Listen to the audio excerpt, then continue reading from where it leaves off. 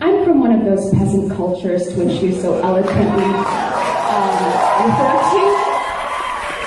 Although my great-grandparents had PhDs, so thank you for, putting me in that category as well as most of the people in this room. Thank you very much.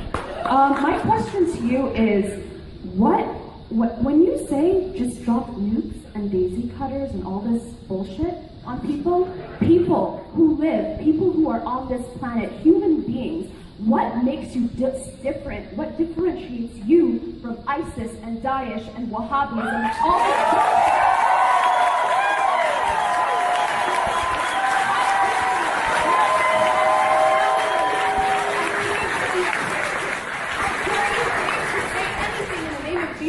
And wear that cross around your neck. How dare you?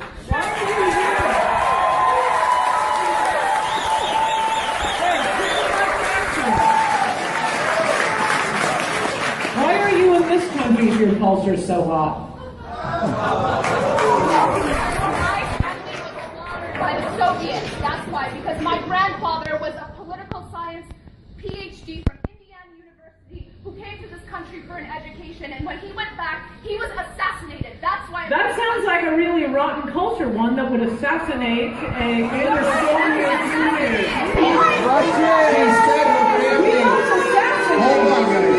Hold on. We don't assassinate our political science PhD, so I would say right there we got a better culture. She said her family was assassinated in the Soviet Union. I think we all agree we have a better culture. Okay? It wasn't America. Well, good. Let's all agree that the Soviet Union is a peasant culture then.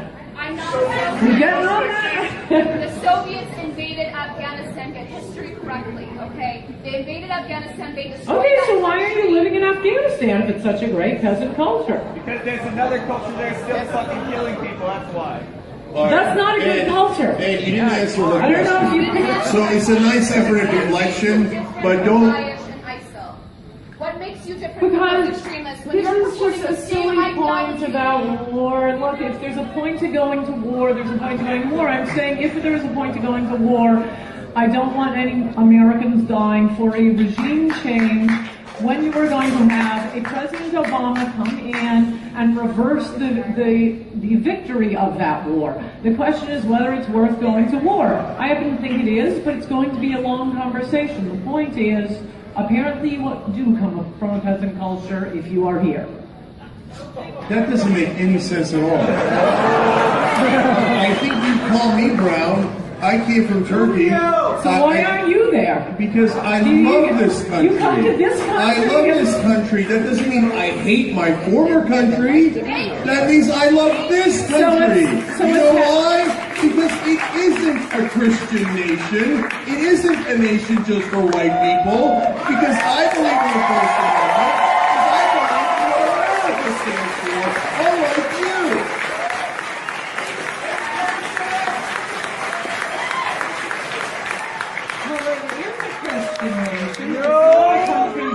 For white people, but it was a country created by white people, and the only way to be is make and social people. The only way we're going to prevent any portions of the globe from not entirely becoming a place where a political science PhD will be assassinated and women are at risk for female genital mutilation and honor killings, is if we stop those cultures from coming here. The only way to stop mass migrations and refugees is for the entire world to be no different from any other place. And we'll all be living in Afghanistan, and who's going to suffer the most? The poor, the weak, women, children, plants, animals, and any victims of earthquakes, tsunamis, or Nazis. Without America out there, you just have a whole globe.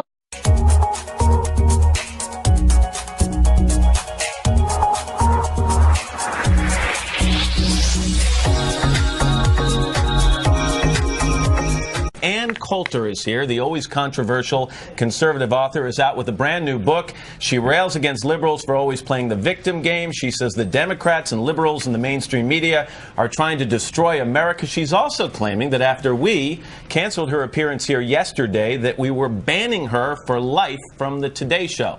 So it's going to be fun talking to her in just a couple of minutes when Ann Coulter joins us live. All right, I'm getting out of here. No. Her latest book is Guilty: Liberal Victims and Their Assault on America. Ann, good morning. Nice to have you here. Good morning. It's great to be here. I want to talk about Burris in a second, but let me just get to this little controversy. You've been all over the blogs in the last day or so. We canceled your appearance here on Tuesday, and from what I've been reading, you thought you were banned for life from the show. Were you behind that report? No, I didn't say that. That was from a reliable news report that, by the way, has never had to retract a report on exploding GM trucks. But I do note that, like NBC. Do you think, though, that much was made of this, and maybe you helped fan the fire here a little bit to make a controversy? No, I don't think I'd be sitting here now if it hadn't been a headline on Drudge. But let's get to the book, because I do want to talk about the book. But we've had you on so many times in the past. After every book, you've always been invited back. Why would you all of a sudden be banned? Why? I don't know. I mean, that's not for me to answer what your motives are. We traded you out for Tony Blair yesterday. And I think that's a pretty good switch. Well, you had more than Tony Blair on for 4 hours. Yeah, right. But you were in your slot where you were supposed to be yesterday morning was Tony Blair. And Rachel Maddow and various gossip columnists and a bear. Afterward. The point is, I was canceled twice, and it wasn't until the Drudge Report ran a headline on its own reporting, and the Drudge Report has never had to retract a report. You know, the book is called Guilty, Ann Coulter. I'm glad you're back. Oh, so am I. Thank you. It's good nice to be to see you again. All right, we are going to, by the way, you're not banned for life, obviously, okay? Your next book comes out. Thank you. I'm sure delighted to hear that. You'll be sitting right here. The Simpson verdict was a great thing for America. Please welcome the very controversial Miss Ann Coulter. Ann. All right. Okay, I need you to tell me what you're trying to say in this book. Because we don't know what you're trying to say. What I'm trying to say is race-mongering has been very bad for America. Liberals use it to promote causes that have nothing to do with blacks and, in fact, harm blacks. And that excellent lead-in you just gave about O.J., I mean, I think that was the moment, having lived near New York City in the 70s and 80s, which was the golden era. It was like Trayvon Martin and Duke lacrosse case every day. With the O.J. verdict, white America said, that's it, the white guilt bank is shut down, and that ended up being the best thing that ever happened to black Americans. I meant that no longer... Being acquitted was good for whom? Yes, because you had millions of white people watching with the equivalent of what in New York we used to refer to as the Brooklyn juries, who simply would not convict even guilty black criminals, not innocent black criminals. Hold up, Ms. Coulter. Please stop. Please stop. If you're going to talk about race, at least know what you're talking about. At least know what you're talking about. Well, tell me how much you know about being black. Well, this isn't about being black. Well, but you just said, you just made all these statements about how black people feel. Tell me how you know that. Yeah, you did. This is not a book about black people. It is a book about white liberals. And I do know, and this is a fact, that once for years, Republican policies on crime and welfare, for example, were called racist. When they finally got implemented, after the O.J. verdict, I might add, by Giuliani in New York, Reagan and Bush judges overall, tens of thousands of black lives were saved. That is a fact. I don't have to know about being black, but I know because to be dead. Your facts are just a little shaky. I mean, you're saying that because black people, because liberals are what? Because liberals have abandoned black people now because... What? I don't get it. I don't understand. I don't think liberals ever cared about black people. I mean, 5 minutes after the Civil Rights Act of '64, they start calling everything that has nothing to do with black people a civil rights issue.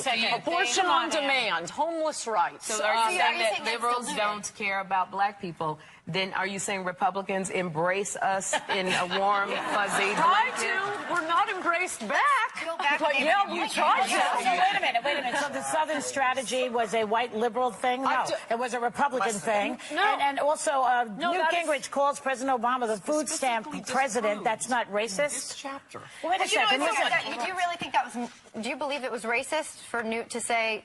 that the president is a food stamp president? Well, he Can you wouldn't dive say into it that? that way. You're the Just guest, skip I'll let you I'm say not a that. big fan of Newt, so we could just skip that for a second and get to the Southern strategy. Yeah. Because I've specifically disproved it. It's an absolutely liberal folklore.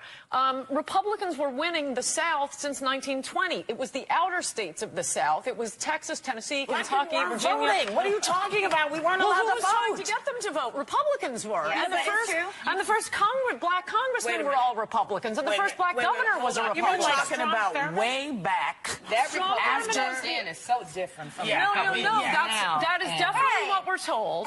But in fact, the Democratic segregationists were all liberal Democrats. It is a lie that they were conservative Democrats. It was a Jay- segregationist, darling. And, you know, The basically, Republicans weren't. everybody was. White people were. It didn't matter whether they were Absolutely Republicans were or not. Ask you a question. The first integrationists.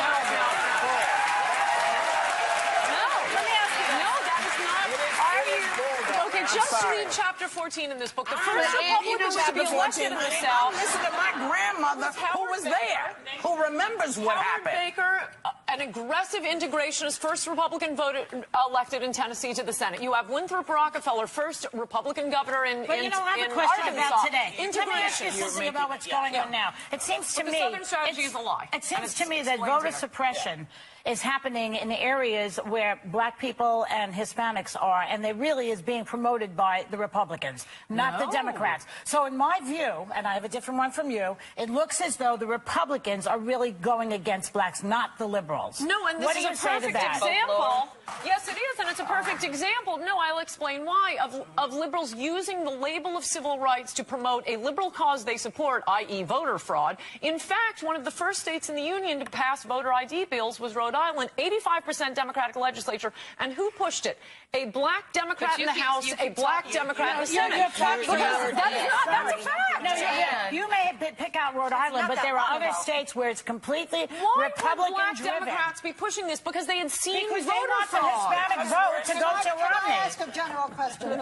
Every book that you write is very controversial and shocking, and it's usually an opinion that's disparate with everybody else's. Right. Do you just write these books and try to find whatever it is that's going to make everybody say,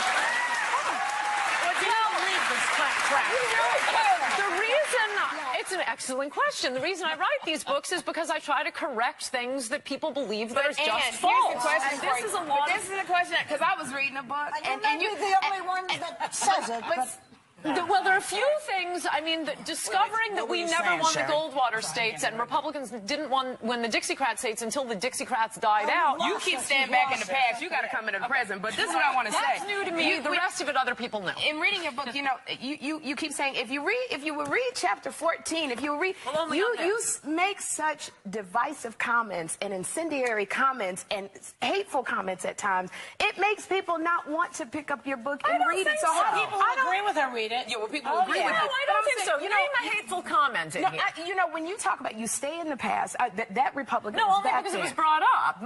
There's only one chapter on the past, and I mean, it's just a But when you fact. talk about something like voter suppression, which Right. obviously is trying to keep black people and Latinos, Republicans have never done that. That was a Democrat thing. But it's in states where they don't even have any. stop. Let me just, because can I just say one thing, Dan? No matter what, you sit down here and you've got 5 women going, butter. Yes. Whatever it is, thank you for coming on. Thank you for having me.